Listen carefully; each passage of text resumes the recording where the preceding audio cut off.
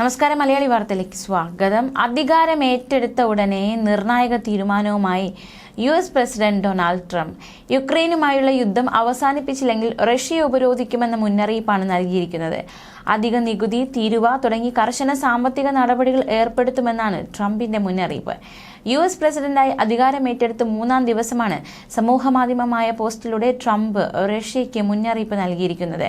ഉടനടി കരാറിൽ ഏർപ്പെടണം, അല്ലെങ്കിൽ US-നും മറ്റ് രാജ്യങ്ങൾക്കും റഷ്യ വിൽക്കുന്ന എല്ലാത്തിനും ഉയർന്ന നികുതിയും തീരുവയും ഏർപ്പെടുത്തേണ്ടി വരുമെന്നാണ് ട്രംപിന്റെ ഭീഷണി. ഈ യുദ്ധം അവസാനിക്കട്ടെ, നമുക്കിത് എളുപ്പത്തിൽ ചെയ്യാം, അല്ലെങ്കിൽ ബുദ്ധിമുട്ടേറിയ വഴിയിലൂടെ ചെയ്യാം. എളുപ്പ വഴിയാണ് എപ്പോഴും നല്ലത്. ഒരു കരാറിലെത്തേണ്ട സമയമാണിത്. ഇനി ഒരു ജീവനും നഷ്ടപ്പെടരുത് എന്നാണ് ട്രംപ് പറഞ്ഞിരിക്കുന്നത്.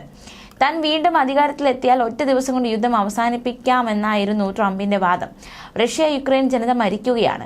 അവർ മരിക്കുന്നത് നിർത്തണമെന്ന് ഞാൻ ആഗ്രഹിക്കുന്നു. 24 മണിക്കൂറിനുള്ളിൽ ഞാൻ അത് ചെയ്യിക്കും. 2023 മെയ് മാസത്തിൽ ട്രംപ് ഇങ്ങനെയാണ് പറഞ്ഞത്. 2022 ഫെബ്രുവരിയിൽ റഷ്യയുടെ ആക്രമണത്തോടെയാണ് യുദ്ധം തുടങ്ങിയത്. അതേസമയം ട്രംപിന്റെ വരവ് പ്രതീക്ഷയോടെ കണ്ട ഇന്ത്യക്കാർ ഞെട്ടിയിരിക്കുകയാണ്. അമേരിക്കയിൽ നിയമാനുസൃത രേഖകളില്ലാത്ത 18,000-ഓളം ഇന്ത്യക്കാർ നാടുകടത്തൽ ഭീഷണിയിലാണ്. US ഇമിഗ്രേഷൻ ആൻഡ് കസ്റ്റംസ് എൻഫോഴ്സ്മെന്റിന്റെ കണക്കുകൾ പ്രകാരം അന്തിമ നീക്കം ചെയ്യൽ ഉത്തരവുകൾ കിട്ടിയ 1.445 ദശലക്ഷം വ്യക്തികളിൽ 17,940 പേർ ഇന്ത്യക്കാരാണ്.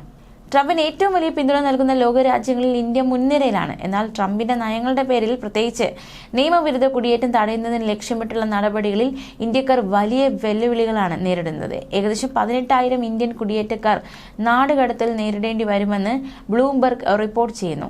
രേഖകളില്ലാത്ത വ്യക്തികളെ കണ്ടെത്തുന്നതിലെ വെല്ലുവിളികൾ കാരണം യഥാർത്ഥ എണ്ണം ഇതിലും കൂടുതലായിരിക്കുമെന്നാണ് വിലയിരുത്തൽ. US-ലെ നിയമവിരുദ്ധ കുടിയേറ്റക്കാരിൽ ഇന്ത്യക്കാർ 3-ാം സ്ഥാനത്താണ്. ഏകദേശം 7,25,000 പേർ നിയമാനുസൃത ഇല്ലാതെയാണ് ജീവിക്കുന്നതെന്നാണ് കണക്കുകൾ പറയുന്നത്. US കസ്റ്റംസ് ആൻഡ് ബോർഡർ പ്രൊട്ടക്ഷനിൽ നിന്നുള്ള ഡേറ്റ നിയമവിരുദ്ധമായി പ്രവേശിക്കുന്ന പ്രവണത കൂടി വരുന്നതായി ചൂണ്ടിക്കാട്ടുന്നുണ്ട്. പ്രത്യേകിച്ച് യാത്രാ സമയം കുറഞ്ഞ വടക്കൻ അതിർത്തിയിലൂടെ നുഴഞ്ഞു കയറുന്ന മൊത്തം കുടിയേറ്റക്കാരിൽ 4-1 ഇന്ത്യക്കാരാണെന്നാണ് പഠനങ്ങൾ ചൂണ്ടിക്കാട്ടുന്നത്. ഈ പ്രവേശന കവാടത്തിൽ പിടിക്കപ്പെട്ട നിയമവിരുദ്ധ കുടിയേറ്റക്കാരുടെ ഏറ്റവും വലിയ കൂട്ടമായി ഇന്ത്യക്കാർ മാറിയിട്ടുണ്ട്.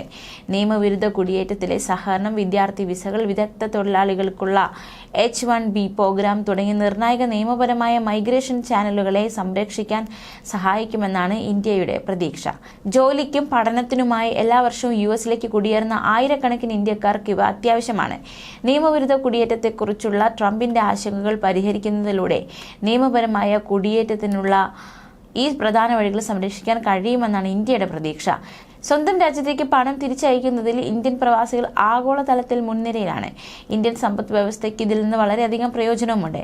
നരേന്ദ്രമോദി സർക്കാർ ബ്രെയിൻ ഡ്രെയിൻ എന്ന പ്രയോഗത്തെ ബ്രെയിൻ ഗെയിൻ എന്നതിലേക്ക് മാറ്റി. Saudi Arabia, Taiwan, Japan, Israel തുടങ്ങിയ രാജ്യങ്ങളുമായി മോദി സർക്കാർ കുടിയേറ്റ കരാറുകളിൽ ഒപ്പുവച്ചിട്ടുണ്ട്. പ്രത്യേകിച്ചും ഗാർഹിക തൊഴിൽ മേഖലയിലെ വിടവ് പരിഹരിക്കുന്നതിനായി.